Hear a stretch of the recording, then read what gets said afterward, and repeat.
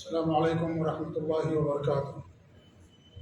الحمد للہ رب العالمین، واشهد ان لا الہ الا اللہ وحدہ لا شریک لہ، واشهد ان محمدا عبدہ ورسولہ، بلغ الرسالہ وادى الامانہ ونصح الامہ وترکها علی البیضاء لیلها كنهارها لا یزیغ عنها الا هالک، صلوات اللہ وسلامہ علیہ وعلی آلہ وعلی اصحابہ ومن اهتدى بهديه واستنى بسنته إلى يوم الدين، وبعد، فأعوذ بالله السميع العليم من الشيطان الرجيم، بسم الله الرحمن الرحيم، ولا يجرمنكم شنآن قوم على ألا تعدلوا اعدلوا هو أقرب للتقوى واتقوا الله إن الله خبير بما تعملون. وقال أيضا: ومن يكسب خطيئة أو إثما ثم يرمي به بريئا فقد احتمل بهتانا وإثما مبينا. وقال رسول الله صلى الله عليه وآله وسلم: من صنع إليكم معروفا فكافئوه، فإن لم تجدوا ما تكافئونه فادعوا له حتى تروا أنكم قد كافأتموه. رواه أبو داود في سننه. وقال أيضا: من لم يشکر الناس لم یشکر اللہ. معزز و مکرم سامعین، مناظرین، آج اس موضوع پر میں آپ لوگوں کے سامنے کچھ کہنے کے لیے حاضر ہوا ہوں اور آپ حضرات سننے کے لیے حاضر ہوئے ہیں، وہ ہے مملکت سعودی عرب کی تاریخ. قبل اس کے کہ میں اس ملک کی تاریخ آپ لوگوں کے سامنے پیش کروں، چاہتا یہ ہوں کہ ہم لوگوں کے ذہن میں یہ سوال ہوتا ہوگا کہ آخر سعودی عرب کی تاریخ کیوں ہم جانیں، کیا وجوہات ہیں، کیا اسباب ہیں سعودی عرب کی تاریخ جاننے کے لیے. تو تاریخ پیش کرنے سے پہلے میں اس سوال کا جواب دینا چاہتا ہوں. اس کے بہت سارے وجوہات ہیں. ایک وجہ تو یہ ہے کہ یہ سعودی عرب دنیا کا واحد ملک ہے جو دعوت اللہ کے نتیجے میں وجود میں آیا ہے. اس ملک کی بنیاد دعوت اللہ ہے، اللہ کے دین کی طرف، توحید اور سنت کی طرف لوگوں کو بلانا اس سعودی عرب کی بنیاد ہے. اسی لیے جب سے یہ حکومت وجود میں آئی ہے، اس وقت سے لے کر کے آج تک اس مقصد کے لیے یہ اللہ نے ان کو جو مال دے رکھا ہے، اس مال کا بیش بہا حصہ دعوت اللہ کے اوپر خرچ کرتے ہیں کہ یہ اسی نتیجے میں وجود میں آنے والی حکومت ہے اور ملک ہے. دعوت اللہ، اللہ کے دین کی طرف لوگوں کو دعوت دینا، یہ انبیاء کا مشن تھا. اللہ رب العالمین نے انبیاء دنیا کے اندر اسی لیے بھیجے کہ وہ لوگوں کو اللہ کے دین کی طرف بلائیں. ایک بنیادی وجہ یہ ہے. دوسری وجہ یہ ہے کہ جب یہ حکومت قائم ہوئی، اس وقت پورے خطے عرب میں ہر طرف شرک اور بدعت کا دورہ تھا. زمانے جاہلیت کا کوئی ایسا شرک نہیں تھا جو اس وقت نہیں پایا جاتا تھا. عمر رضی اللہ تعالیٰ عنہ کے بڑے بھائی زید رضی اللہ تعالیٰ عنہ کی قبر باقاعدہ لوگ پوچھتے تھے، وہاں طواف کرتے تھے، سجدے کرتے تھے. ایسے ہی بلیدۃ الفدا ایک شہر ہے چھوٹا سا قصیم کے علاقے میں، وہاں پر ایک بوڑھا اور پرانا درخت تھا. جو عورتیں اولاد سے مایوس ہوتی تھیں، وہ عورتیں وہاں آتی، ان کی ڈالیوں سے، جڑوں سے ہمکنار ہوتی، اپنی شرمگاہوں کو رگڑتی اور یہ سمجھتی کہ مجھے اولاد مل جائے گی. یہ صورتحال تھی. کچھ غار ایسے تھے جہاں عقیدت کے نام پر زناکاریاں کی جاتی تھیں کہ وہاں غار میں اگر یہ کام کریں گے تو آپ کو اولاد ملے گی. یہ صورتحال تھی اس وقت جب یہ حکومت وجود میں آئی ہے. اسی لیے جب سے حکومت وجود میں آئی تب سے آج تک جہاں بھی شرک کا کوئی اڈا یا بدعت اور خرافات کا کوئی مرکز ہو، فوراً انہوں نے اسے ختم کیا. ابھی آپ لوگوں نے سنا ہوگا کہ مکے کے اندر ایک درخت کے پاس لوگ جا رہے تھے اور یہ عام کر دیا گیا لوگوں کے اندر کہ یہاں پر اللہ کے رسول صلی اللہ علیہ وسلم نے دودھ پیا تھا اور اس درخت کے نیچے اپنی زندگی کا کچھ حصہ آپ نے گزارا، تو جو لوگ آتے تھے اس درخت کی زیارت کے لیے جانا شروع کر دیے، وہاں کی حکومت نے اس درخت کو جڑ سے اکھاڑ کر کے پھینک دیا۔ تو جب سے یہ حکومت وجود میں آئی ہے، اس وقت سے لے کر کے آج تک آپ پورے سعودی عرب کا دورہ کر لیجئے، کہیں بھی آپ کو اونچی قبر، کوئی بدعت کا مرکز، کوئی مزار، کوئی درگاہ اور اس طریقے سے کوئی قبہ، کوئی جھنڈا جو پیروں اور فقیروں کے نام پر ہوتے ہیں، کوئی چیز آپ کو پورے سعودی عرب کے اندر نظر نہیں آئے گی۔ ایک اور بڑی وجہ یہ ہے کہ یہاں کا دستور کتاب اللہ اور سنت رسول ہے۔ کتاب اللہ اور سنت رسول کے مطابق یہاں پر فیصلے کیے جاتے ہیں، اس لیے بھی ہمیں اس کی تاریخ جاننا ہمارے لیے ضروری ہے کہ ہم جس ملک میں رہتے ہیں اس ملک کی تاریخ کیا ہے۔ اسی طریقے سے یہ محبت وحی ہے، دین اللہ رب العالمین نے اسی ملک میں نازل کیا، مکے اور مدینہ کے اندر اور اس کے آس پاس کی آبادیوں اور بستیوں میں جبریل امین آتے تھے اللہ رب العالمین کا پیغام لے کر کے اپنے نبی صلی اللہ علیہ وسلم کے پاس۔ تو اس ملک کی فضیلت ہے، مکہ مکرمہ ہے، مدینہ منورہ ہے، مسجد حرام ہے، صفا مروہ کی پہاڑیاں ہیں اور اسلامی مقدسات ہیں، لہذا اس ملک کی ایک فضیلت ہے اور اس ملک کا ایک مقام ہے۔ پوری دنیا کے مسلمان خانہ کعبہ کی طرف، مسجد حرام کی طرف رک کر کے نماز پڑھتے ہیں، مسلمانوں کا قبلہ ہے اور وہ قبلہ اسی ملک اور اسی حکومت کے اندر واقع ہے، لہذا اس ملک کے بارے میں جاننا یہ ہمارے لیے ضروری ہے۔ دنیا میں واحد ملک ہے جہاں پر اسلامی حدود کا نفاذ ہے۔ شراب پینے والوں پر کوڑے برسائے جاتے ہیں، زنا کرنے والوں کو قتل کیا جاتا ہے، ناحق قتل کرنے والے کو قتل کیا جاتا ہے، چوری کرنے والوں کے ہاتھ کاٹے جاتے ہیں۔ یہ جو اسلامی حدود ہیں، اسلامی حدود اگر کہیں نافذ ہے تو یہی مملکت سعودی عرب کے اندر نافذ ہے۔ تو یہ اسباب ہیں، یہ وجوہات ہیں جن کی بنا پر سعودی عرب کے بارے میں ہمیں جاننا چاہیے، کیونکہ ان تمام چیزوں کا تعلق ہمارے دین سے ہے، توحید اور سنت سے ہے اور اسلام سے ہے، اس لیے ان چیزوں کا جاننا ہمارے لیے بے حد ضروری ہے۔ جہاں تک ان کی تاریخ کی بات ہے تو ان کی تاریخ بہت پرانی ہے اور اس وقت پوری دنیا میں اس سے پرانی کوئی حکومت نہیں ہے۔ 285 سال کا عرصہ اس حکومت پر گزر چکا ہے، 285 سال سے یہ حکومت باقی ہے۔ اگرچہ اس حکومت کے 3 ادوار ہیں جو میں آپ لوگوں کے سامنے انشاءاللہ تاریخ میں پیش کروں گا۔ جب سے حکومت وجود میں آئی تب سے آج تک 285 سال کا عرصہ اس حکومت پر گزر چکا ہے۔ 2 بار ان کی حکومتیں ختم کی گئیں اور یعنی خاتمہ کر دیا گیا، لیکن پھر دوبارہ یہ حکومت وجود میں آئی، کیونکہ مملکت سعودی عرب کے جو سربراہان ہیں وہ زمینوں پر سے زیادہ دلوں پر حکومت کرتے ہیں، اور زمینوں سے گرچہ حکومت چلی جائے لیکن جو دلوں پر حکومت کرتا ہے وہ حکومت ہمیشہ باقی رہتی ہے۔ اسی لیے لوگوں نے مل کر کے خود دوبارہ ان کی حکومت کو قائم کیا۔ تو یہ سب سے پرانی حکومت ہے، 285 سال کا عرصہ اس حکومت پر گزر چکا ہے۔ جہاں تک ان کے حکمرانوں کی بات ہے تو ان کی تاریخ بھی بہت پرانی تاریخ ہے، اور ان کی جو تاریخ ہے وہ اسلام سے ما قبل جو بنو حنیفہ نامی خاندان یا قبیلہ تھا اس سے ان کی تاریخ ملتی ہے، اور بنو حنیفہ کے لوگ بکر بن وائل سے تھے، اور ان کی اسلام سے پہلے بھی حکومت تھی۔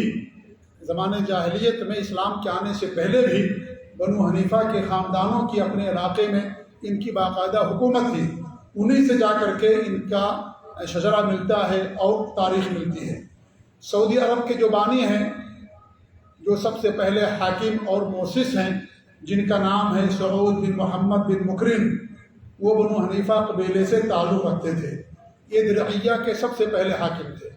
درعیہ جو ریاض کے پاس پڑتا ہے، آپ لوگ جب جاتے ہوں گے طائف اور مکہ مدینہ تو آپ کے سامنے باقاعدہ لوحہ اور بورڈ آتا ہوگا درعیہ کا۔ یہ درعیہ ریاض کے علاقے میں قائم ہے، یہاں پر ان کی حکومت تھی، اور انہی کی طرف نسبت کرتے ہوئے اس ملک کا نام المملکۃ العربیہ سعودیہ رکھا گیا۔ پہلے اس کا نام یہ نہیں تھا، پہلے اس کا نام امارت و نجد تھا، یا اس طریقے سے امارت الدرعیہ تھا شروع میں حکومت قائم ہوئی، اور دوسرے دور میں اس کا نام امارت نجد و ریاض تھا، تیسرے دور میں بھی اس کا نام یہ نہیں تھا، یہ تو سن 1932 میں مملکت عربی سعودی عرب اس کا نام رکھا گیا۔ پہلے اس کا نام یعنی جو تیسرا دور ہے ان کا، جس کے بانی اور مؤسس ملک عبدالعزیز رحمۃ اللہ علیہ جو موجودہ فرمانروا ملک سلمان کے والد تھے، وہ تیسرے دور کے بانی ہیں۔ ان کے دور میں 23 ستمبر سن 1932 کے اندر یہ قرارداد انہوں نے پاس کی کہ اس ملک کا نام المملکۃ العربیۃ سعودیہ رکھا جائے۔ پہلے اس کا نام تھا امارت نجد والاحساء، پھر سلطنت نجد اس کا نام پڑا، پھر اس کے بعد جو ہے مملکۃ الحجاز و نجد اس کا نام پڑا۔ اس کے بعد سن 1932 میں 23 ستمبر کو اس کا نام جو تجویز کیا گیا، اور ملک عبدالعزیز رحمۃ اللہ علیہ نے اس نام کی یعنی دستخط کی جو قرارداد پیش کی گئی تھی کہ اس کا نام المملکۃ العربیہ سعودیہ رکھا گیا۔ 19 ستمبر سن 1932 میں سعودی عرب کے مشہور شہر طائف کے اندر جو سعودی عرب کے بڑے بڑے لوگ تھے، سرکردہ شخصیات کی باقاعدہ ان کا اجتماع ہوا، اور اس ملک کے نام کی تجویز پر غور کیا گیا، تو نام یہ پیش کیا گیا کہ اس کا نام المملکۃ العربیۃ سعودیہ رکھا جائے۔ 19 ستمبر کو تجویز پاس ہوئی، جو میٹنگ اور کانفرنس ہوئی، اور اس کے بعد 3 دنوں کے بعد یا 4 دنوں کے بعد 23 ستمبر کو ملک عبدالعزیز رحمۃ اللہ علیہ نے اس پر دستخط کیا، اور اسی دن سے اس ملک کا نام المملکۃ العربیۃ سعودیہ رکھا گیا۔ سعودی عرب کے جو شاہی خاندان ہیں ان کو آل سعود کہا جاتا ہے، اور آل سعود اس ملک کے اور پہلی حکومت کے جو بانی ہیں سعود، ان کی طرف نسبت کرتے ہوئے آل سعود کہا جاتا ہے، اور انہی کی طرف نسبت کرتے ہوئے اسے سعودی عرب بھی کہا جاتا ہے۔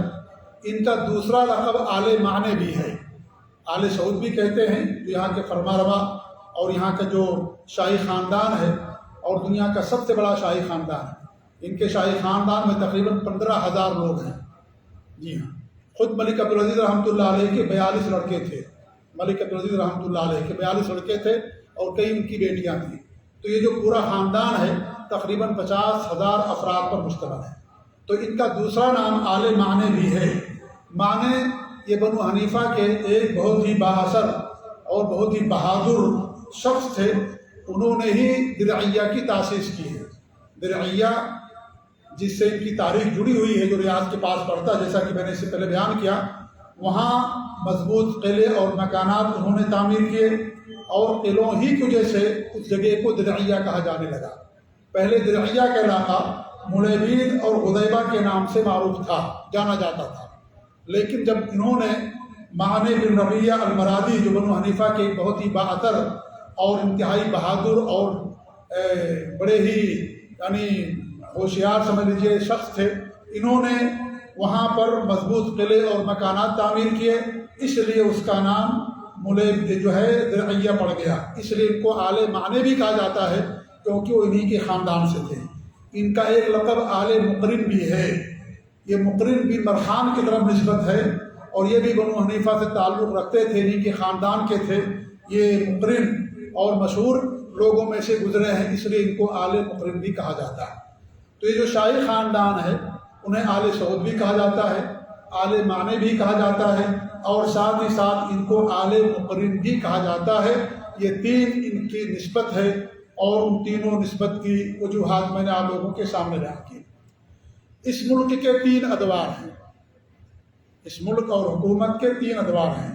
پہلا دور 1718 سے لے کر کے 1818 تک ہے، یعنی پورے 100 سال تک پہلے دور میں انہوں نے حکومت کی، اور اس وقت جو ان کا دارالخلافہ تھا، یا جو کیا نام ہے دارالخلافہ جسے کیا نام کیپٹل کہا جاتا ہے، وہ الدرعیہ تھا۔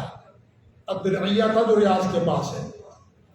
کچھ مورخین نے ان کے پہلے دور کو 75 سالوں پر مشتمل مانا ہے، حالانکہ بات یہ صحیح نہیں ہے۔ صحیح بات یہ ہے کہ 100 سال پہلا دور 100 سال تک چلا۔ جنہوں نے 75 سالوں پر مشتمل مانا ہے، اس کی وجہ یہ ہے کہ وہ امام محمد بن سعود رحمۃ اللہ علیہ اور جو امام محمد بن عبد الوہاب رحمۃ اللہ علیہ، جب دونوں کا آپس میں اتفاق ہوا اور آپس میں بیعت ہوئی، اس سے لے کر کے جب شروع کرتے ہیں تو 75 سال بنتا ہے، اور اس سے پہلے کا جو دور ہے اگر اس کو چھوڑ دیا جائے تو 75 سال، اور اگر شروع سے لیا جائے تو ان کی حکومت پر 100 سال کا عرصہ گزرا، جو پہلا ان کا دور تھا۔ اس دور میں جن جن لوگوں نے حکومت کی وہ تقریباً 6 یا 5 حکمراں ہیں جنہوں نے حکومت کی۔ سب سے پہلے جو اس حکومت کے بانی تھے سعود بن محمد آل مقرن، سن 1718 سے لے کر کے 1723 5 سال تک انہوں نے حکومت کی۔ یہ درعیہ کے پہلے حاکم ہیں، انہی کے نام پر مملکت سعودی عرب رکھا گیا، اور انہی کے نام کی وجہ سے یہاں کے بادشاہوں کو آل سعود کہا جاتا ہے، یا شاہی خاندان کو آل سعود کہا جاتا ہے۔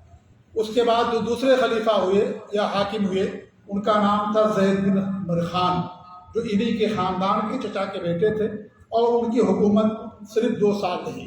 اس کے بعد جو تیسرے فرما روا ہوئے حاکم، وہ سعود بن محمد آل مقرن، جو پہلے امام تھے، ان کے بیٹے تھے، ان کا نام تھا محمد بن سعود بن محمد۔ یہ 1725 سے لے کر کے 1765 تک پورے 40 سال تک انہوں نے حکومت کی۔ انہی کے ہاتھ پر محمد بن عبد الوہاب رحمۃ اللہ علیہ، جن کے ذریعے سے اللہ رب العالمین نے اس پورے علاقے سے بدعات کا، شرک کا قلع کما کیا، انہوں نے جا کر کے ان کے ہاتھ پر بیعت کی تھی۔ اس سے پہلے خود رعیہ کے اندر شرک تھا، بدعات اور خرافات تھی، لیکن جب امام محمد بن عبد الوہاب رحمۃ اللہ علیہ سے ان کی ملاقات ہوئی، اور امام محمد بن عبد الوہاب رحمۃ اللہ علیہ ان کے ہاتھوں پر بیعت کر، کیونکہ وہ حکمراں تھے، وہ حاکم تھے، تو جو بدعات اور خرافات تھے اس علاقے کے اندر، ان کو انہوں نے ختم کیا۔ وہی محمد بن سعود ہیں، اور انہی کے نام پر ریاض کے اندر ایک بہت بڑی یونیورسٹی ہے جس کا نام ہے جامعۃ الامام محمد بن سعود الاسلامیہ، جو پورے سعودی عرب کی سب سے بڑی یونیورسٹی ہے۔ محمد بن سعود الاسلامیہ اس یونیورسٹی کا نام ہے جو ریاض کے اندر قائم ہے۔ اس وقت کے جو حکمراں ہوتے تھے ان کو امیر اور امام کہا جاتا تھا، اور ان کا کیپٹل درعیہ ہوا کرتا تھا۔ چوتھے جو خلیفہ گزرے ہیں وہ امام محمد بن سعود کے بیٹے امام عبدالعزیز بن محمد بن سعود۔ پہلے دور میں جو حکومت چلتی تھی بڑے بیٹے میں چلتی تھی، دوسرے دور میں بھائیوں میں چلتی تھی، اور جو تیسرا دور ہے اس میں بھی بھائیوں کے اندر حکومت چلی، جیسا کہ آپ لوگوں کو معلوم ہے۔ امام عبدالعزیز بن محمد بن سعود نے 38 سال تک انہوں نے حکومت کی، اور ایک سازش کے تحت عراق کا ایک رافضی شیعی اس نے تقیہ اختیار کیا اور کہا کہ میں سنی ہو گیا ہوں، اور وہ کئی سالوں تک حصول علم کے بہانے درعیہ کے اندر رہنے لگا، اور اس کا جو ظاہری ذوق و شوق تھا اس کو دیکھ کر کے لوگوں نے اسے امام تک رسائی کر دی، یہاں تک کہ امام عبدالعزیز رحمۃ اللہ علیہ کی پیچھے نماز پڑھنے لگا۔ ایک دن وہ صلاۃ ظہر کی امامت کر رہے تھے، جب سجدے میں گئے تو ان کے اوپر اس خبیث نے خنجر سے حملہ کر کے ان کو شہید کر دیا، اور 38 سال تک انہوں نے حکومت کی امام عبدالعزیز بن محمد بن سعود۔ اس کے بعد جو 5ویں خلیفہ بنے ان کا نام ہے سعود بن عبدالعزیز، جو ان کے بیٹے تھے، انہوں نے 11 سال تک حکومت کی۔ چھٹے جو ان کے حکمراں گزرے ہیں پہلے دور کے، ان کا نام ہے عبداللہ بن سعود۔ ان کی صرف 4 سال تک حکومت قائم رہی۔ سن 1818 میں مصر کا جو والی تھا جس کا نام تھا ابراہیم پاشا، اس نے ترکی حکومت کی مدد سے اس موحد حکومت کو ختم کر دیا۔ سن 1818 میں جو ترکی حکومت تھی اس کی وجہ سے مسلمانوں کے ایک روب تھا، اس میں کوئی شک کی بات نہیں ہے، لیکن اس کا جو دوسرا رخ ہے اس حکومت کا، کہ اس حکومت کے دوران پوری دنیا میں سب سے زیادہ شرک اور بدعات اور خرافات کا رواج ہوا۔ قبریں اونچی کی گئی، بازار بنائے گئے اور خانقاہیں بنائی گئی، اور اس طریقے سے قبروں کی پوجا پاٹ شروع کی گئی، کیونکہ یہ سارے کے سارے لوگ صوفی تھے، اور اس طریقے سے بدعات اور خرافات ان کے اندر بھری ہوئی تھی۔ تو انہوں نے اس حکومت کو اپنے لیے یہ سمجھا کہ ہماری حکومت جانے کا کہیں ذریعہ نہ بن جائے، اس لیے انہوں نے اس حکومت کو، جو مصر کا والی تھا جس کا نام تھا ابراہیم پاشا، اس کے ذریعے سے انہوں نے اس حکومت کو ختم کر دیا۔ جو علماء تھے ان کو پھانسی دے دی گئی، عوام کا قتل عام کیا گیا، مکانوں کو نذر آتش کر دیا گیا، اور جو عمرا تھے ان کو پھانسی دے دیا گیا، اور جسے سال ہر سال کی کوششوں سے جس ملک کو باقاعدہ تعمیر کیا گیا، بنایا گیا، آباد کیا گیا، چند دنوں کے اندر تہس نہس اور برباد کر دیا، اور اس طریقے سے اس حکومت کا انہوں نے خاتمہ کر دیا۔ اس حکومت کے خاتمے کے لیے انہوں نے اور بھی کئی بار کوششیں کی، عراق کے ذریعے سے کوشش کی گئی اور دیگر ملکوں کے ذریعے سے، لیکن کامیاب نہیں ہوئے۔ 1818 میں ابراہیم پاشا ترکیوں کی مدد سے اس نے اس حکومت کا قلع کما کیا اور اس کو ختم کر دیا۔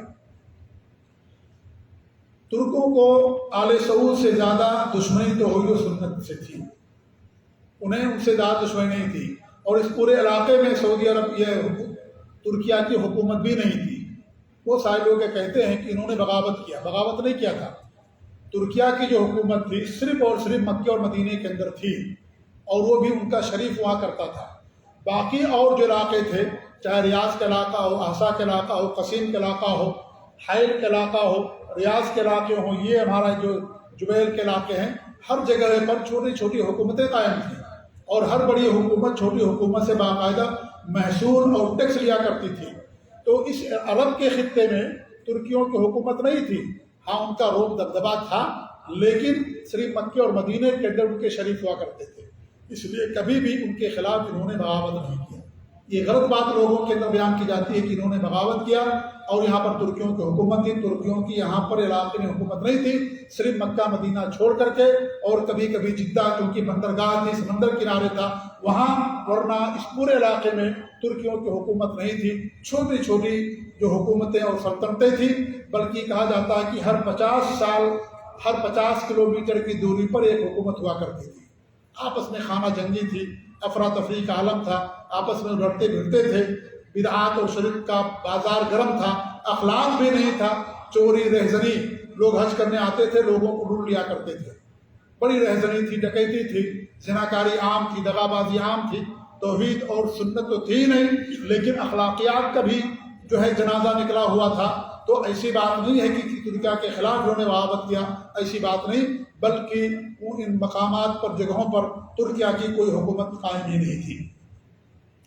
تو 100 سال کے تک یہ حکومت چلی۔ پہلا دور سنہ 1718 سے لے کر کے 1828 تک، 18 تک، اور اس کے بعد اس حکومت کو ختم کر دیا گیا۔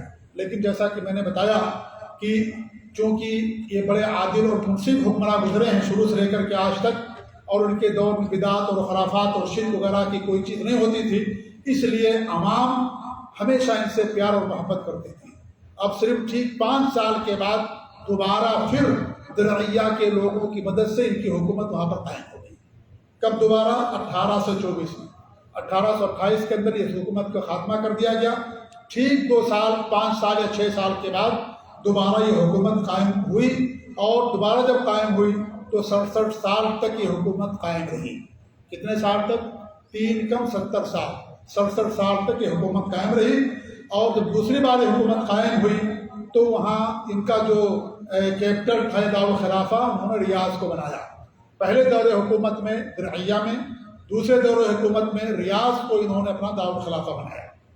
پہلے دور حکومت میں اللہ نے بڑی فراوانی کی، اور درعیہ اور قصیم اور حریملہ اور ریاض، ان تمام علاقوں کو انہوں نے فتح کر لیا تھا، اور علماء اور طلباء سے اتنی ان کی محبت کہ پورے ملک اور دور دور سے، حتیٰ کہ ہندوستان اور اس طریقے سے دوسرے ممالک کے لوگ بھی درعیہ میں آنے لگے۔ انہوں نے باقاعدہ دروازے کھول دیے کہ جو بھی عالم ہمارے یہاں آنا چاہے، طلباء آنا چاہیں، ہمارے ملک میں آ کر کے رہیں۔ تو دور دور دراز ملکوں سے باقاعدہ علماء آتے تھے اور یہاں آباد ہوتے تھے، اور 100 سال کے بعد اس حکومت کو انہوں نے خاتمہ کر دیا۔ پھر اس کے بعد 6 سال کے بعد امام عبداللہ بن سعود کے بڑے بیٹے، جن کا نام تھا امام ترکی بن عبداللہ، انہوں نے 1824 میں اپنے آبا و اجداد کی حکومت دوبارہ واپس لی، اور درعیہ کی بجائے راجدھانی ریاض کو بنایا، اور 10 سال تک ان کی حکومت رہی۔ اس کے بعد پھر ان کے بیٹے آئے جن کا نام تھا فیصل بن ترکی، انہوں نے 5 سال تک انہوں نے حکومت کی، اور اس کے بعد پھر کچھ سالوں کے لیے ان کی حکومت چلی گئی۔ پھر اس کے بعد جب حکومت میں آئے تو 22 سال دوبارہ انہوں نے حکومت کی۔ اس کے بعد عبداللہ بن فیصل جو ان کے بیٹے تھے، انہوں نے 6 سال تک حکومت کی۔ اس کے بعد ان کے بھائی سعود بن فیصل، ان کی حکومت رہی 4 سال۔ اس کے بعد ملک عبدالعزیز رحمۃ اللہ علیہ جو سعودی فرما رواں جو اس وقت ہیں، ان کے جو والد تھے ملک عبدالعزیز، ان کے جو والد تھے عبد الرحمن بن فیصل، ان کی حکومت آئی، اور انہوں نے تقریباً 3 سال حکومت کی، اور اس کے بعد ان کے جو دوسرے بھائی تھے ان کو عبداللہ بن فیصل، انہوں نے 11 سال حکومت کی، اور پھر دوبارہ عبد الرحمن بن فیصل جو ملک عبدالعزیز کے والد تھے ان کو دوبارہ حکومت کا موقع ملا، تو 3 سال تک انہوں نے حکومت کی، اور سن 1891 میں حائل کا جو حکمراں تھا جس کا نام تھا ابن رشید، اس نے ان کی حکومت کو ختم کر دیا۔ اور جب حکومت یہ ختم ہو گئی، یہ لوگ یہاں سے ریاض سے کویت چلے گئے، اور کویت میں جو حکمراں قبیلہ تھا، خاندان تھا جابر الصباح کے نام سے، انہوں نے باقاعدہ ان کی مدد کی، اور اس طریقے سے اپنے ملک میں ان کو انہوں نے پناہ دی۔ اور جب ریاض سے نکلے اس وقت عبدالعزیز بن عبد الرحمن جو موجودہ فرمانروا ملک سلمان کے جو والد ملک عبدالعزیز رحمۃ اللہ علیہ، ان کی عمر صرف 15 سال تھی، ان کی عمر 15 سال تھی، اور جب ان کی حکومت ختم کر دی گئی 67 سال تک دوبارہ ان کی حکومت قائم رہی، جو ان کا دوسرا دور ہے، تو اس کے بعد یہ لوگ کویت چلے گئے اور کویت والوں کو پناہ دی۔ ملک عبدالعزیز رحمۃ اللہ علیہ، ان کی عمر اس وقت 15 سال تھی، اور ریاض سے کویت جاتے وقت انہوں نے کہا تھا کہ میں اپنے آبا و اجداد کی میراث دوبارہ واپس لے کر کے رہوں گا۔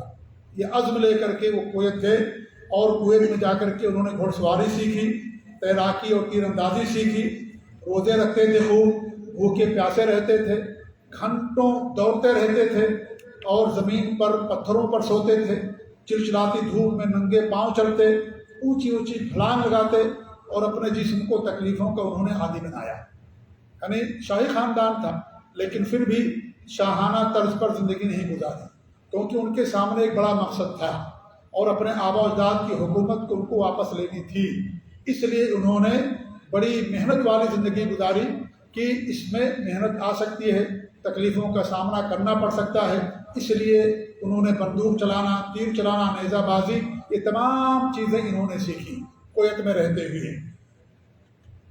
ادھر ابن ریاض میں جس کی حکومت آئی اس کا نام تھا ابن رشید، بڑا ظالم انسان تھا، لوگ اس کے ظالم سے ظلم سے عاجز آ گئے، اور وہ لوگ باقاعدہ جو ریاض کے اور آس پاس کے لوگ تھے انہوں نے باقاعدہ کویت میں جو مقیم تھے امام عبد الرحمن بن فیصل، ان کے پاس خط لکھا کرتے تھے کہ آپ لوگ چلے آئیے، ہم آپ کو ریاض آنے کی دعوت دیتے ہیں، اور آپ لوگ دوبارہ آ کر کے حکومت کیجیے۔ ملک عبدالعزیز رحمۃ اللہ علیہ سن 1901 میں ریاض کی طرف سفر کرتے ہیں، ریاض کو واپس کرنے کے لیے۔ پہلی بار انہوں نے ریاض پر حملہ کیا، لیکن وہ کامیاب نہیں ہوئے، اور اس کے بعد وہ کویت واپس چلے گئے۔ ٹھیک اس کے 1 سال کے بعد دوبارہ سن 1902 میں انہوں نے دوبارہ ریاض پر حملہ کیا، ایک جامع منصوبہ بنایا پلاننگ کی، اور 40 آدمیوں کو کویت سے لے کر کے اپنے ساتھ آئے۔ اس وقت ان کی عمر 26 سال تھی۔ جب دوبارہ وہ آ رہے تھے تو ان کی والدہ نے ان کو منع کیا، ماں کو زیادہ پیار ہوتا ہے، محبت ہوتی، انہوں نے منع کیا، لیکن ان کی جو بہن تھی جن کا نام تھا امیرہ نورہ بنت عبد الرحمن، انہوں نے ان کی خوب حوصلہ افزائی کی، اور ان کی خوب مدد کی، اور ان کو خوب جوش دلایا، اور اس طریقے سے ریاض فتح کرنے کے لیے، واپس لینے کے لیے ان کو بھیجا۔ اس وقت دنیا کے اندر سب سے بڑی یونیورسٹی خواتین کی ریاض کے اندر ہے، جس کا نام امیرہ نورہ بنت عبد الرحمن، یہ انہی کے نام پر رکھی گئی ہے، یہ یونیورسٹی بنائی گئی انہی کے نام پر۔ ان کے پھوپھی تھی، اور ملک عبدالعزیز رحمۃ اللہ علیہ کی بہن تھی جن کا نام تھا نورہ بنت عبد الرحمن، انہوں نے خوب حوصلہ افزائی کی، اور اس عظیم مہم کے لیے انہوں نے ان کو وہاں سے بھیجا۔ جب یہ لوگ ریاض پہنچے تو ان کے ساتھ صرف جو ہے 40 آدمی تھے۔ ان 40 آدمیوں نے ریاض کو، جہاں پر ابن رشید جو حکمراں تھا رہتا تھا، اس کو انہوں نے فتح کر لیا بڑی حکمت اور بڑی شجاعت کے ساتھ۔ اور اس کے بعد صبح میں اعلان ہوا کہ اب یہاں پر حکومت ابن رشید کی نہیں بلکہ عبدالعزیز بن عبد الرحمن آل سعود کی قائم ہوگی۔ سن 1902 کے اندر، سن 1800 میں نے اس سے پہلے بیان کیا کہ سن 1800 کیا نام ہے کب حکومت یہ ختم ہوئی ہے، 1891 میں 1891 میں یہ دوبارہ حکومت ختم کر دی گئی، 1891 سن 1902 کے اندر دوبارہ پھر حکومت قائم ہوگی۔ کتنے سال بعد؟ 10 سال کے بعد۔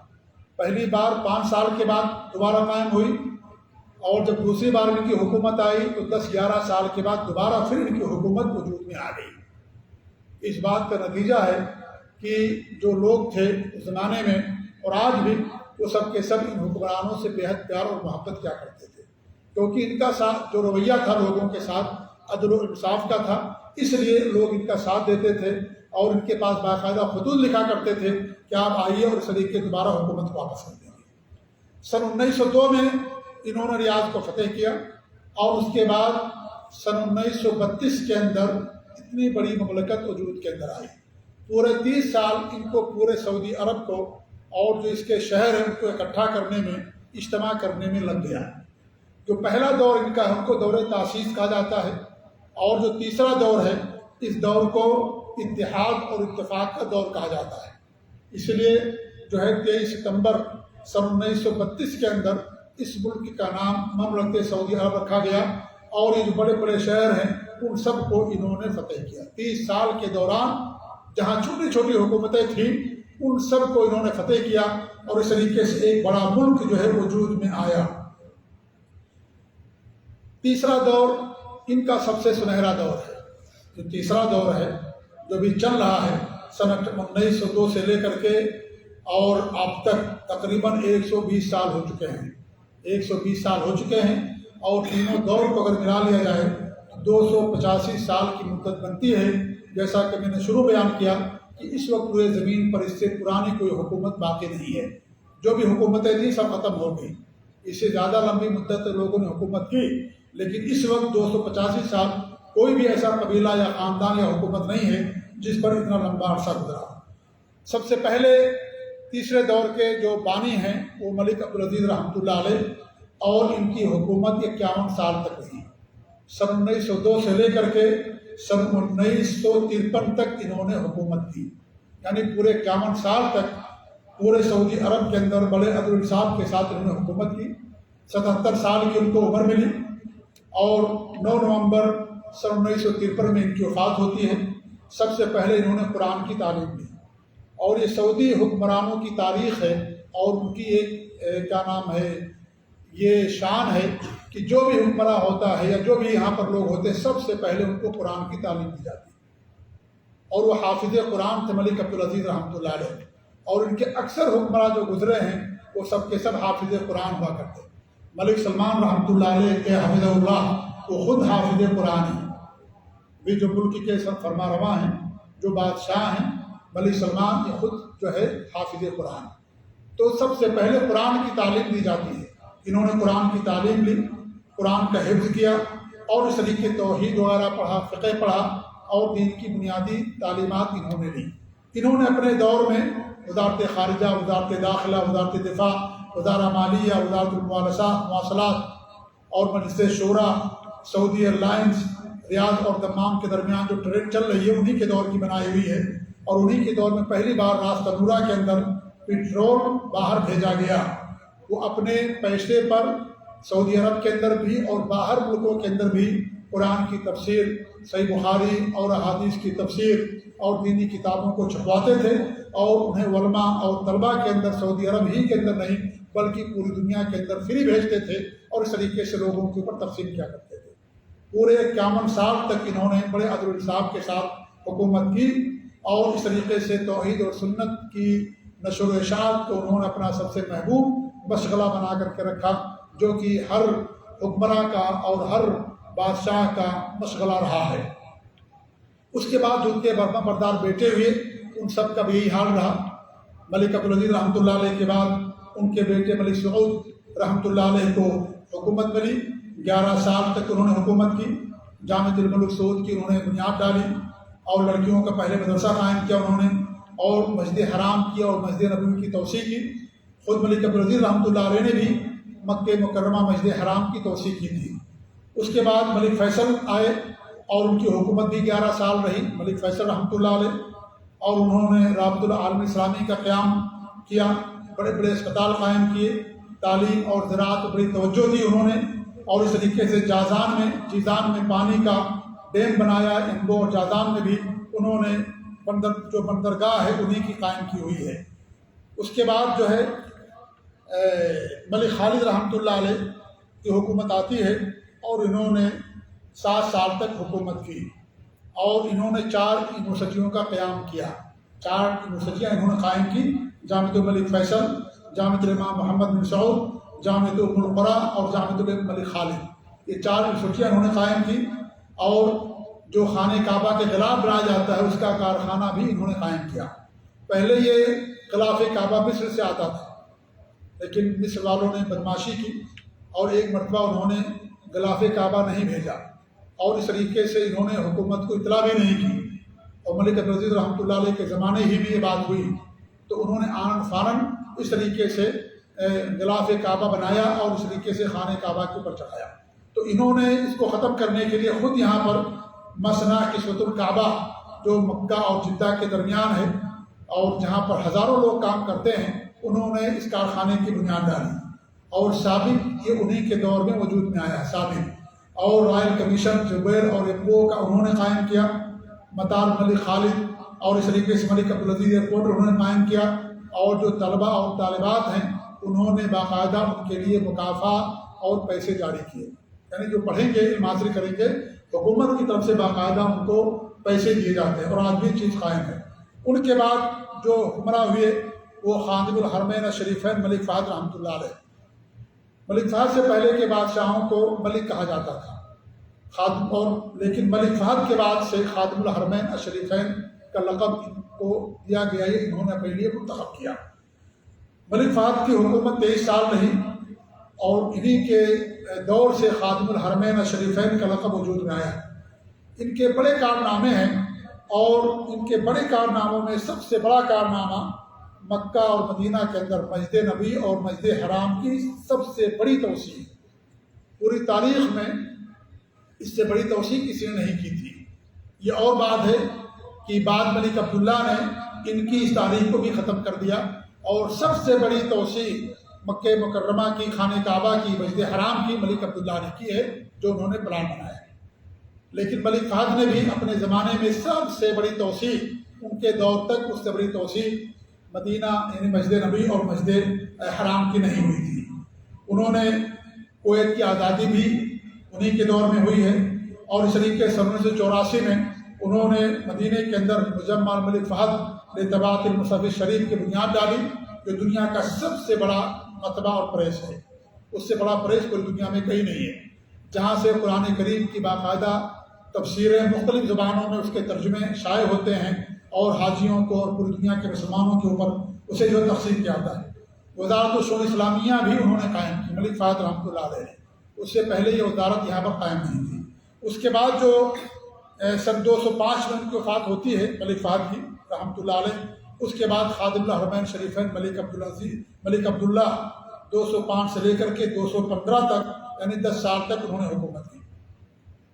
ان کے بھی کارنامے بہت بڑے بڑے ہیں۔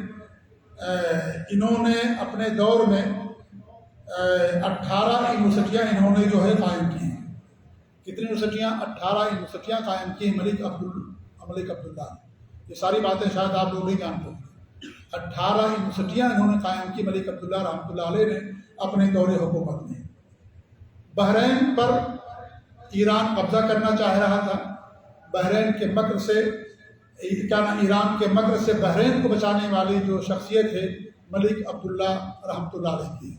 قبل اس کے کہ بحرین پر ایرانیوں کا قبضہ ہو، ملک عبداللہ رحمۃ اللہ علیہ نے اس سے پہلے حکومت فوج کو بھیج کر کے پورا کنٹرول انہوں نے سنبھال لیا تھا، جس کی وجہ سے بحرین پر جو ایران کا خواب تھا کہ ہم جا کر کے وہاں پر حکومت کریں گے اور اس کو اپنے شامل کریں گے اپنے ملک میں، وہ ان کا جو پلاننگ تھی، منصوبہ تھا، وہ جو ہے ناکام رہا۔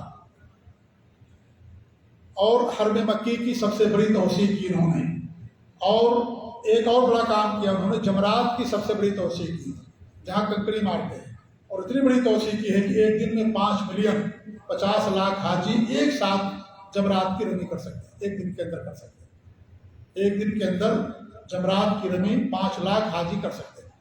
تو یہ جو آپ جو حج کیے دیکھے ہوں گے، کئی دور انہوں نے کر دیا ہے، کئی فلور کر دیا انہوں نے. تو اس طریقے سے انہوں نے یہ کیا ہے ملک عبداللہ رحمۃ اللہ علیہ نے. 2015 میں کہ 10 سال تک ان کی حکومت قائم رہی، اس کے بعد ان کی وفات ہوگی. 7ویں جو حکمراں ہوئے ہیں وہ ہیں خادم الحرمین شریفین ملک سلمان حفظہ اللہ. 2015 سے لے کر کے اب تک جو ہے ان کی حکومت ہے. اللہ تعالیٰ ان کی عمر برکت عطا فرمائے اور انہیں اور زیادہ دین اسلام کی توحید سنت کی خدمت کرنے کی توفیق دے. ان کے جو کارنامے ہیں ان کارناموں میں سے بڑا کارنامہ یہ ہے کہ اسلامک الائنس کا انہوں نے قیام کیا، جس میں اب تک 44 ممالک شامل ہو چکے ہیں. ایرانی اور رافضی تسلط سے یمن کی آزادی اور سالمیت کے لیے یمن کی جنگ ہے، وہ یمن کی آزادی کے لیے، اور جو ایران شیعہ اور رافضی ملک ہے اس کے مکر اور اس کی سازش سے بچانے کے لیے باقاعدہ یمن کے اندر یہ جنگ کر رہے ہیں. اللہ تعالیٰ ان کو کامیابی عطا فرمائے اور ایران اور شیعوں کے مکر اور فریب سے اللہ تعالیٰ پوری دنیا کے مسلمانوں کے حفاظت فرمائے. ان کا جو مقصد ہے رافضیوں کا وہ مکہ اور مدینے پر کنٹرول، اور اس طریقے سے ان کی کتابیں پڑھیے تو آپ کو معلوم ہوگا کہ سب سے زیادہ اگر مسلمانوں کے کوئی دشمن ہیں تو یہی لوگ ہیں. آپ دیکھیں گے کہ یہ کتنی مرتبہ خانہ کعبہ پر میزائل داغ چکے ہیں. خانہ کعبہ کو ختم کرنے کے لیے کتنی مرتبہ انہوں نے میزائل داغا ہے، یعنی اس کا کوئی شمار ہی نہیں ہے. تو اس طریقے سے ان کا ایک بڑا مقصد ہے کہ مکہ اور مدینے پر ہمارا کنٹرول کرنا، اور اس طریقے سے ابو بکر اور عمر اور عثمان اور اس طریقے اور حضرت عائشہ ان سب لوگوں کو قبر سے نکال کر کے ان کو مارنا، رجم کرنا، یہ سب ان کا جو ہے ان کے مقاصد میں سے ہے. ان کے جو عزائم ہیں جو ایرانی اور رافضی ہیں ان سب کے عزائم یہ ساری چیزیں شامل ہیں، اور ان کی کتابوں میں باقاعدہ یہ ساری چیزیں درج بھی ہیں. تو یہ جو ملک ہیں ملک سلمان حفظہ اللہ، یہ 20ویں نمبر پر ہے. یعنی جب سے یہ حکومت وجود میں آئی ہے سن 1718 سے لے کر کے اور آج تک 2022 تک یہ 20ویں نمبر پر یہ بادشاہ ہیں ملک سلمان حفظہ اللہ. اب تک اس سے پہلے تک جو ہے 19 بادشاہ یا 19 حکمراں جو ہے ہو چکے ہیں، اس لیے یہ 20ویں بادشاہ ہیں. مملکت سعودی عرب کی تاریخ میں خاص طور سے جو تیسرا دور ہے ہر شخص بہت عظیم ہے اور ہر شخص کی خدمات بہت عظیم ہیں، لیکن 3 ایسی شخصیتیں ہیں جن کی تاریخ جانے بغیر یا جن کا ذکر کیے بغیر اس مملکت کی تاریخ ادھوری رہ جائے گی.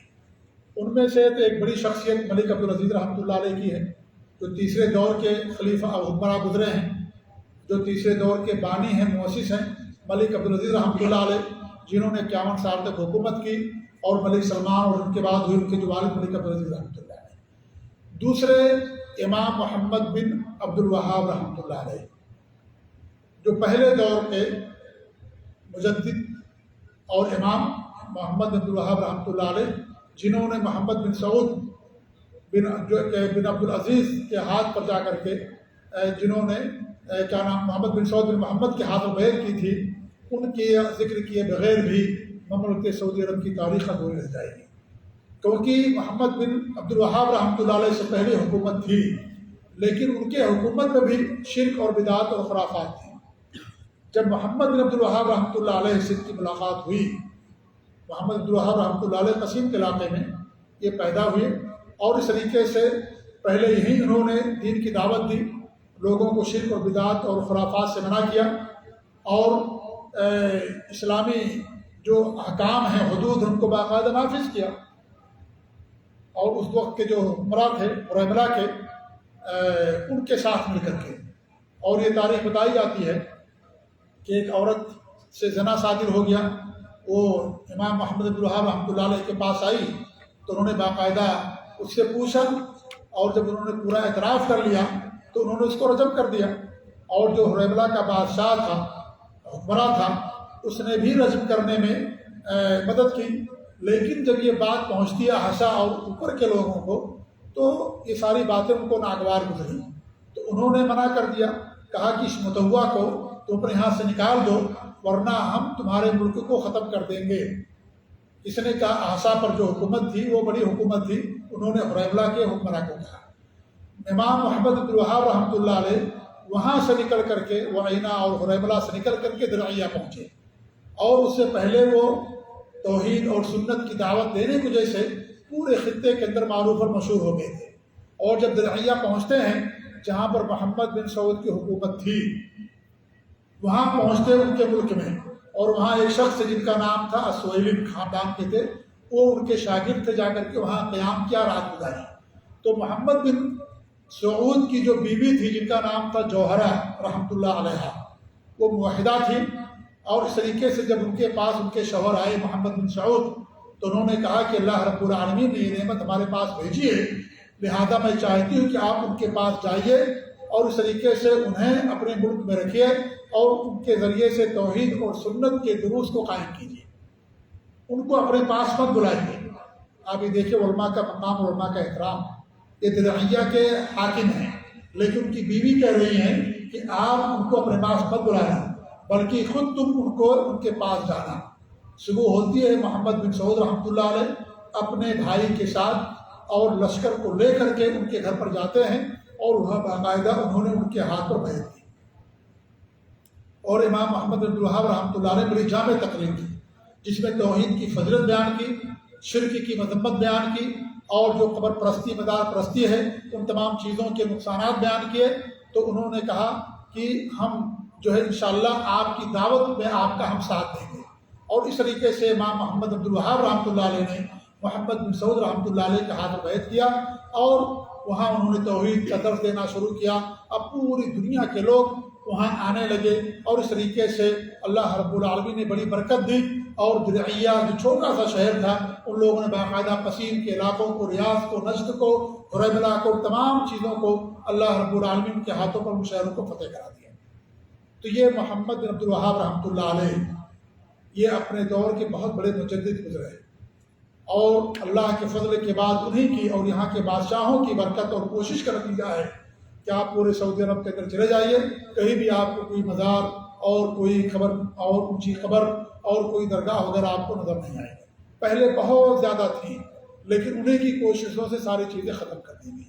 تو دوسری شخصیت ہے امام اور مجدد محمد بن عبدالوہاب رحمۃ اللہ علیہ کی، جن کی بنا پر لوگ ہمیں وہابی کہتے ہیں، یہاں کی حکومت کو لوگ وہابی کہتے ہیں، حالانکہ وہ عبدالوہاب ان کے والد کا نام تھا، ان کا نام نہیں تھا، اور الحمدللہ نام بھی انہوں نے بہت اچھا چنا۔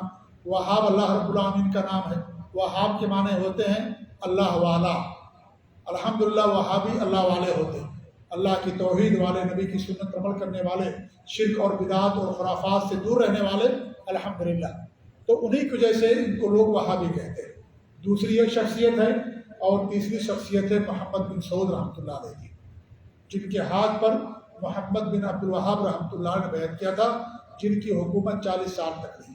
وہ حکمراں تھے، اگر وہ چاہتے تھے ان کو واپس کر دیتے، چاہتے تو ان کا ساتھ نہیں دیتے، جیسے حرملہ کے حاکم حکمراں نے ان کا ساتھ نہیں دیا، اپنے ملک سے، شہر سے نکال دیا، یہ بھی چاہتے ساتھ نہ دیتے، لیکن اللہ رب العالمین نے اس خاندان سے کام لینا تھا، آل سعود سے، اور پوری دنیا کے اندر توحید اور سنت کا چراغ جلانا تھا۔ اس لیے یہ شرف اگر ملا تو آل سعود خاندان کو ملا، اور آج بھی اللہ کے فضل کے بعد پوری دنیا میں آپ دیکھیے توحید اور سنت کی بالادستی اور اس کی دعوت میں سب سے زیادہ بڑا کردار اگر کسی ملک کا ہے تو مملکت سعودی عرب کا ہے۔ جی ہاں، تو یہ ہے سعودی عرب کی تاریخ، میں نے جو آپ کے سامنے میرے بھائیوں پیش کیا ہے۔ میں نے جیسا بیان کیا کہ دنیا کا واحد ملک ہے جو دین کی طرف دعوت دینے کے نتیجے میں وجود میں آیا ہے۔ اسی لیے تیسرے دور کے جو بانی ہیں ملک عبدالعزیز رحمۃ اللہ علیہ کہا کرتے تھے، نحن دعاۃ الی التمسک بالدین الخالص من کل بدعہ، کہ ہم اس دین کی طرف لوگوں کو بلانے والے ہیں جو دین ہر بدعت سے خالی ہے۔ ہمیں ایسا دین نہیں چاہیے جس دین کے اندر شرک اور بدعت و خرافات ہے۔ تو الحمدللہ یہ دعوت اللہ کے نتیجے میں یہ وجود میں آنے والی مملکت ہے۔ یہ دنیا کا واحد ملک ہے جہاں کا دستور کتاب اللہ اور سنت رسول ہے، تمام مسائل میں کتاب اللہ اور سنت رسول کے مطابق فیصلے ہوتے ہیں۔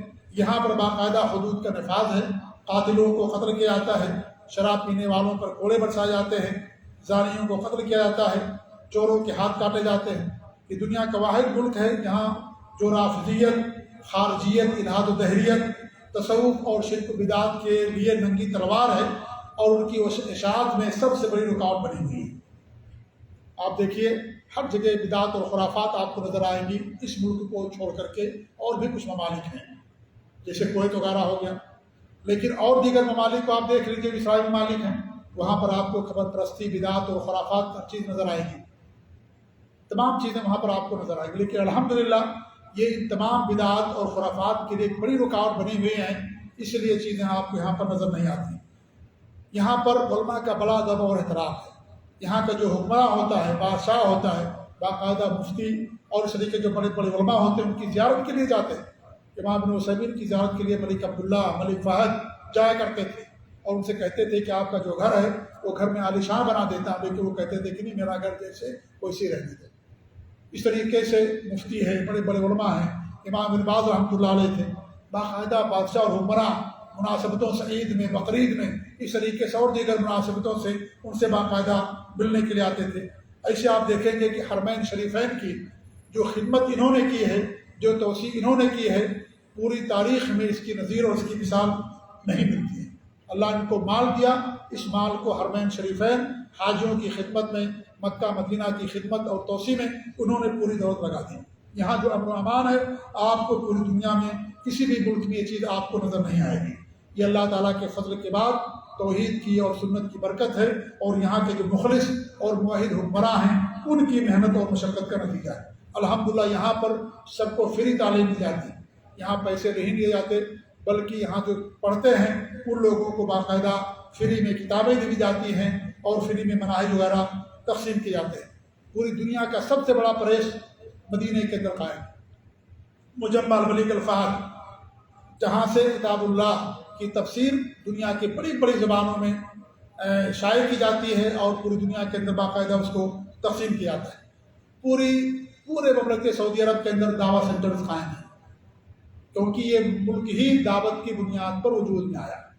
پورے سعودی عرب کے اندر تقریباً 200 سے زیادہ دعوتی مراکز قائم ہیں، جہاں سے الحمدللہ کتاب اللہ اور سنت رسول کی حکمت کے ساتھ تعلیم دی جاتی ہے، اور اس طریقے سے جو غیر مسلم ہیں ان کو باقاعدہ دین کی طرف بلایا جاتا ہے۔ ابھی آپ لوگوں نے سنا ہوگا کہ یہاں کے داعی تھے شیخ یوسف، پہلے وہ پادری تھے اور انہوں نے اسلام قبول کیا اور یہاں دعویٰ سینٹر سے جڑے 12,000 لوگوں کو انہوں نے کلمہ پڑھایا اسلام کا۔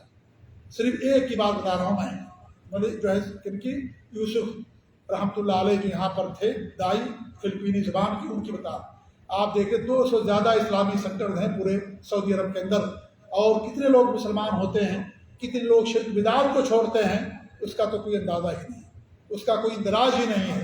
پوری دنیا میں آپ جہاں بھی جائیے دیکھیں گے، آپ کو گاؤں میں جائیے لوگ ملیں گے کہ ہم سعودی عرب کے اندر رہتے تھے، ہمارے علاقے میں شرک و بدعت، مزار پرستی تھے، ہم نے اس کو چھوڑ دیا، فلاں بدعت نہیں چھوڑ دیا۔ الحمدللہ یہ دعوت اللہ کے نتیجے میں وجود میں آنے والی حکومت اور یہاں کے بادشاہوں کا ہمیشہ سے یہ مطمع نظر رہا ہے کہ دعوت اللہ کو ہمیشہ عام کریں گے، اور اس کے لیے پوری دنیا کے اندر انہوں نے علماء بھیج رکھے ہیں اور باقاعدہ علماء کو تنخواہیں دی جاتی ہیں، اور دنیا کے ہر ملک کے اندر یہ چیزیں الحمدللہ یہ دعوت اللہ کا فریضہ یہ انجام دے رہے ہیں۔ ایسے آپ دیکھیے کہ پوری دنیا کے اندر ان کے جو سفارت خانے ہیں وہاں کے ذریعے سے فری میں لوگوں کی کتابیں تقسیم کی جاتی ہیں، قرآن تقسیم کیا جاتا ہے، اور آپ دیکھیے دنیا کے اکثر ممالک میں، چاہے اسلامی ممالک ہوں غیر اسلامی ممالک ہوں، وہاں پر مساجد اور مدارس کی تعمیر، اسلامی مراکز کا قیام بھی، یہ بھی اس مملکت سعودی عرب کی ایک یعنی علامتوں میں سے یا اس کی خصوصیات میں سے ایک عظیم خصوصیت ہے کہ لوگ ہر ملک کے اندر باقاعدہ انہوں نے اسلامی مرکز، یعنی اکثر یورپ میں جائیے، آسٹریلیا میں جائیے، انگلینڈ میں جائیے، اور اس طریقے سے فرانس میں جائیے، الحمدللہ انہوں نے باقاعدہ وہاں پر اسلامی مراکز قائم رکھے ہیں، جہاں پر باقاعدہ لوگوں کو دین کی تعلیم دی جاتی ہے اور دعوت دی جاتی ہے۔ آپ دیکھیے یہاں مدینہ یونیورسٹی ہے جہاں تقریباً 200 ملک کے طلباء پڑھتے ہیں اور فری میں تعلیم دی جاتی ہے، اور باقاعدہ ان کو مکافأہ بھی دیا جاتا ہے، ہر مہینے ان کو باقاعدہ پیسے بھی دیے جاتے ہیں، اور اس طریقے سے تقریباً 200 سے ممالک سے کے طلباء یہاں پر جو ہے تعلیم حاصل کرتے ہیں، جہاں پر 90% غیر ملکی طلباء ہیں، صرف 10% سعودی عرب کے طلباء وہاں پڑھتے ہیں، 90% باہر کے طلباء، صرف 10% باہر کے طلباء۔ ام القریٰ دیکھ لیجئے، امام محمد بن سعود دیکھ لیجئے، اور ریاض کے اندر، قصیم کے اندر، اب تو سعودی عرب کی ہر یونیورسٹی میں دیگر ملکوں کے لوگوں کو باقاعدہ قبول کیا جاتا ہے اور وہاں تعلیم دی جاتی ہے۔ اس طریقے سے فلسطین کا معاملہ لے لیجئے، سب سے زیادہ فلسطین کی مدد کرنے والا اگر کوئی ملک ہے تو وہ سعودی عرب ہے۔ سعودی عرب سب سے زیادہ مدد کرنے والا اگر کوئی ملک ہے، مملکت سعودی عرب ہے، اور یہ بات سارے حکمراں جانتے ہیں، پوری دنیا اس بات کو جانتی ہے۔ اس طریقے سے آپ دیکھیں مسلم ممالک میں جہاں بھی اگر اندرونی خلفشار ہے، آپس میں اختلاف و انتشار ہے، تو اس کو ختم کرنے میں اور وہاں امن و امان قائم کرنے میں سب سے زیادہ مؤثر کردار اگر کوئی ملک ادا کرتا ہے تو مملکت سعودی عرب ہے۔ سب سے زیادہ کہیں بھی اسلامی ملک کے اندر اگر آپس میں اختلاف ہے، حکمرانوں میں، وہاں کی حکومت میں، اس اختلاف کو ختم کرنے کے لیے سب سے زیادہ اگر کوئی مؤثر کردار ادا کرتا ہے تو مملکت سعودی عرب ہے، اور انسانیت کے نام پر بلا تفریق دین مذہب پوری دنیا میں سب سے زیادہ انسانوں کی مدد کرنے والا بھی اگر کوئی ملک ہے تو مملکت سعودی عرب۔ اتنی تمام خوبیوں کے باوجود بھی یہ دنیا کا واحد ملک ہے جس کے خلاف سب سے زیادہ لوگ دشمنی رکھتے ہیں، سب سے زیادہ اس کے خلاف پروپیگنڈا کیا جاتا ہے۔ اور جانتے ہیں پروپیگنڈا اور دشمنی کرنے کی وجہ کیا ہے؟ دشمنی اور پروپیگنڈا کرنے کی وجہ سینما کا کھلنا نہیں ہے۔ سینما آج 2 سال 4 سال ہوا کھلے ہوئے، جب سے حکومت وجود میں آئی ہے، جب سینما کا اور کسی چیزوں کا کوئی وجود نہیں تھا، تب سے لوگ ان کے دشمن ہیں، تب سے دشمن ہیں۔ یہ سینما کے کھلنے پہ یہ دشمن نہیں ہے، سینما کے کھلنے سے بھی پہلے لوگ دشمن تھے۔ اور ان کا کون دشمن ہے؟ ہر وہ شخص جو بدعتی ہے، ہر وہ شخص جو شرک میں ملوث ہے، ہر وہ شخص جو سلف صالحین کے منہج پر نہیں ہے، جو صوفی ہے، بدعتی ہے، وہی لوگ، اور جو اعداء اسلام وہی ان کے دشمن ہیں۔ جو اہل حدیث ہیں، جو موحد ہیں، جو سلفی ہیں، توحید و سنت پر کی طرف جو دعوت دیتے ہیں، وہ توحید و سنت کا جو علم حاصل کرتے ہیں، وہ لوگ ان کے دشمن نہیں۔ وہ لوگ ان کی بقا کے لیے دعوت کرتے ہیں، ان کی خدمات اور ان کی خوبیوں کو دیکھ کر کے۔ تو دشمنی کی وجہ سینما کا کھلنا نہیں ہے، دشمنی کی وجہ کیا ہے؟ توحید ہے۔ یہاں پر بدعت اور خرافات کرنے کے لیے ان کو موقع نہ دینا ہے۔ اگر یہاں زناکاری کے اڈے کھل جائیں، یہاں فلمیں دکھائی جانے لگے، اور بھی بہت ساری چیزیں آ جائیں، لیکن بدعت کے لیے، عید میلاد النبی کے لیے، مزار پرستی کے لیے، قبر پرستی کے لیے اگر ساری چیزیں کھول دی جائیں، یہاں بھی مزار بن جائے، قبریں اونچی بنا دی جائیں، کوئی ان کا دشمن باقی نہیں رہے گا۔ ان کا دشمن کون ہوگا؟ وہ ہو جائے گا جو سلفی اور موحد ہوگا اس صورت میں۔ تو اصل دشمنی کرنے کی وجہ یہ نہیں ہے کہ سینما کا کھل جانا، یہ تو خالی ایک بہانہ ہے، لوگ پہلے سے ان کے دشمن ہیں، اس لیے کہ توحید اور سنت کی وجہ سے ان کو بدعت اور خرافات کرنے کے لیے یہاں موقع نہیں دیا جاتا ہے، اس لیے یہ لوگ ان کے دشمن ہیں۔ اور میں کہتا ہوں میرے بھائیوں کہ اللہ کے رسول صلی اللہ علیہ وسلم کے دور کو چھوڑ کر کے اور خلافت راشدہ کے دور کو چھوڑ کر کے جتنی بھی حکومتیں آئی ہیں، انسان کی طرح ہر حکومتوں کے اندر بھی اچھائیاں اور برائیاں ہوتی ہیں۔ جیسے انسانوں کے اندر اچھائیاں اور برائیاں ہوتی ہیں، ایسے حکومتوں کے اندر بھی اچھائیاں اور برائیاں ہوتی ہیں۔ برائیوں کے خاتمے کا ایک منہج ہمیں دیا گیا ہے کہ اگر کسی کے اندر برائی ہے اس کو آپ کو کیسے دور کرنا ہے۔ اگر آپ پیٹھ پیچھے اس کی برائی بیان کرتے اس کو غیبت کہا جاتا ہے، اور یہ اس کی فضیلت ہوتی ہے، اس کی رسوائی ہوتی ہے۔ اس لیے برائی کے خاتمے کے لیے یہ کہا گیا ہے کہ آدمی جس کے اندر برائی پائی جاتی ہے اس کے سامنے برائی کو بیان کیا جائے۔ اگر آپ اس کے پیچھے بیان کریں گے تو برائی کی اشاعت ہوگی، اس کی فضیلت ہوگی، اور اس طریقے اس کو غیبت کہا جاتا ہے۔ حکمرانوں کے اندر یا حکومت کے اندر ہم یہ نہیں کہتے خلافت راشدہ ہے، خلافت راشدہ سن 40 تک تھی، 40 ہجری تک خلافت راشدہ تھی، اس کے بعد خلافت راشدہ کا وجود ختم ہو گیا۔ ہر حکومت کے اندر اچھائیاں اور برائیاں ہوتی ہیں، لیکن برائیوں کے خاتمے کے لیے، برائیوں کو دور کرنے کے لیے یہ طریقہ جو لوگوں نے ایجاد کر رکھا ہے، یہ طریقہ نہیں کہ میں تقریر میں ان کے بادشاہوں کے خلاف بیان کروں۔ آپ لوگوں میں اتنے لوگ ہمارے سامنے موجود ہیں، آپ میں سے کسی کی برائی اگر میں یہاں تقریر میں بیان کروں کیا آپ کو اچھا لگے گا؟ ایک عام انسان کو اچھا نہیں لگے گا اگر اس کی برائی کو، خامیوں کو اسٹیج پر ہم بیان کریں گے۔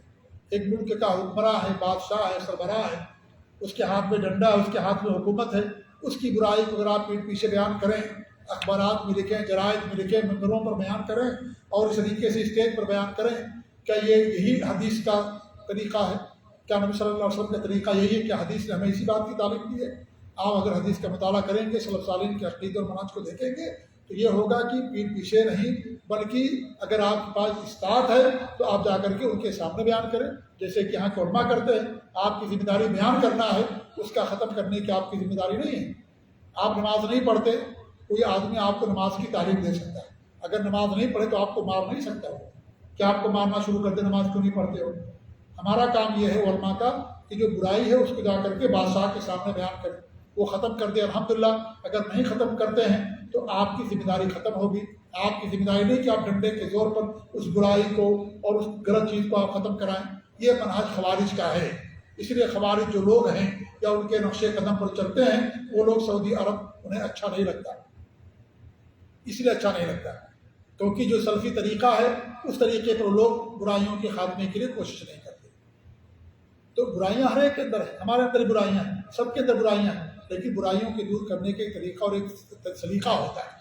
اور بادشاہ کی برائی اگر پیٹھ پیچھے کی جائے گی تو بادشاہ کی ہیبت ختم ہو جاتی ہے، اس کا روب و جلال لوگوں کے دلوں سے ختم ہو جاتا ہے۔ اس لیے نبی نے جو طریقہ بتایا ہے کہ تم میں سے جو منکر کو دیکھے، اگر اس کے پاس طاقت ہے اس کو ہاتھ سے روک دے، اگر ہاتھ سے روکنے کی ختم کرنے کی طاقت نہیں ہے، زبان سے طاقت ہے، آپ زبان سے بتائیں اس کو۔ جیسے آپ نے بچوں کے حکمراں ہیں، آپ کے بچے برا کام کرتے ہیں، آپ کی بیوی برا کام کرتی ہے، نماز نہیں پڑھتی ہے اور بدعت خرافات ہے، تعویذ گندا ہے، آپ اس کو زبان سے روکیے کیونکہ آپ اس کے ذمہ دار ہیں۔ اگر اس کی بھی طاقت نہیں ہے تو آپ اس کو دل میں برا جانیں۔ یہ نہیں کہا گیا کہ آپ زبان سے لوگوں کے سامنے اس کو بیان کریں، آپ اس کو دل کے اندر برا جانیں۔ جو برائیاں ہم اس کو دل میں برا جانتے ہیں، لیکن اس کا طریقہ یہ نہیں ہے کہ آپ اسٹیج پر بیٹھ کر کے حکمرانوں اور ملک کے خلاف آپ لوگوں کو بھریں۔ اور یہ سب سے برے خوارج ہوتے ہیں جو حکمرانوں کے خلاف زبان استعمال کرتے ہیں، کیونکہ بادشاہوں اور حکمرانوں کے خلاف خروج کرنا، بغاوت کرنے کی بنیاد زبانی خروج ہوتا ہے۔ یہ لوگ کیا کرتے ہیں، پہلے زبان سے لوگوں کو ابھارتے ہیں، برائیوں کو بیان کریں گے، ان کے خلاف ابھاریں گے اور خود نہیں جائیں گے، وہ دوسروں کو ابھاریں گے اور اس کے بعد دوسرے لوگ بادشاہوں کے خلاف بغاوت کریں گے، خروج کریں گے اور ان کے حکومت کے تخت کو پلٹیں گے۔ آپ دیکھیے پورے ملک، پوری دنیا کے اندر جہاں بھی حکومتیں ختم ہوئیں وہاں کیا صورتحال ہے۔ آپ عراق میں دیکھ لیجیے، لوگ کہتے ہیں صدام حسین بہت اچھا تھا۔ آپ دیکھ لیجیے لیبیا کے اندر، لیبیا کا جو حکمراں تھا اس کا عقیدہ شرکیہ عقیدہ، ملحد تھا، سب کچھ تھا، لیکن پھر بھی امن و امان تھا، بہت مالدار ملک تھا۔ لیبیا کی کرنسی یہاں سے بڑی کرنسی تھی، وہاں لوگوں کو فری میں بجلی دی جاتی تھی، وہاں پر لوگوں کو فری میں تعلیم دی جاتی تھی لیبیا کے اندر، لیکن لوگوں نے کیا کیا، اس کے خلاف بغاوت کر کے حکومت کا ختم کر دیا۔ اب دیکھیے لیبیا کی کیا صورتحال ہے، آپ دیکھیے جو ہے لبنان کی صورتحال کیا ہے، اور دیگر ملکوں کی صورتحال دیکھیے۔ تو یہ سب جو خوارج لوگ ہیں وہ نہیں چاہتے کہ دنیا کے اندر امن و امان رہے، وہ ختم کرنے کے لیے بادشاہوں کے خلاف لوگوں کو ابھارتے ہیں اور اس طریقے سے ان کی برائیوں کو عام کرتے ہیں، حالانکہ ان کے اندر خود برائیاں ہوتی ہیں، ان کی اولاد کے اندر ان کے دین، ان کے ہاں خود دین نہیں ہوتا، ان کے خاندان میں دین نہیں ہوتا، ان کے بچوں پر دین، ان کے اندر دین نہیں ہوتا، وہ خود دین سے دور ہوتے ہیں، لیکن چاہتے ہیں کہ دین کو دنیا کے اندر قائم کریں۔ ارے بھائی دین کہاں قائم ہوگا؟ کیا ہوا میں قائم کریں گے آپ؟ آسمان زمین کے پیچھے دین قائم ہوگا افراد اور لوگوں پر۔ جب لوگوں ہی کے اندر دین نہیں رہے گا تو آپ کس پر دین کو قائم کریں گے؟ تو یہ ساری چیزیں میرے بھائیوں، اس لیے ان سے دشمنی کی جاتی ہے، کیونکہ یہاں توحید ہے، سنت ہے، اور مزار پرستی، بدعت اور خرافات اور شرک کی کوئی جگہ نہیں ہے۔ اس لیے لوگ ان سے دشمنی کرتے ہیں اور اس طریقے سے ان کے خلاف جو ہے لوگوں کو ابھارتے ہیں یا لوگوں کے درمیان جو ہے باتیں کرتے ہیں۔ یہ تمام چیزیں میرے بھائیوں یہ سراسر کیا ہیں، یہ جو صحیح طریقہ ہے کتاب اللہ اور سنت رسول کا، اس طریقے کے خلاف ہے۔ یہ چند باتیں تھیں جو میں نے اس حکومت یا سعودی عرب کے تعلق سے آپ لوگوں کے سامنے پیش کی ہیں۔ ہماری یہی دعا ہے کہ اللہ رب العالمین اس حکومت کو قائم رکھے، اللہ رب العالمین سے اور زیادہ کام لے، اللہ تعالیٰ کے ذریعے دنیا کے توحید اور سنت کو اور بلندی اور غلبہ عطا فرمائے، اور جن کے دشمن ہیں اور جن کے حاسدین اور ماکرین ہیں اللہ رب العالمین کو غارت کرے، اور اس طریقے سے انہیں اللہ رب العالمین قیامت تک قائم رکھے، اور زیادہ منظم پیمانے پر انہیں اللہ رب العالمین دین کی اور توحید و سنت کی خدمت کرنے کے اللہ رب العالمین کو توفیق دے، آمین۔ وصلی اللہ علیہ محمد وعلی آلہ وصحبہ اجمعین، جزاکم اللہ خیر، والسلام علیکم ورحمۃ اللہ وبرکاتہ۔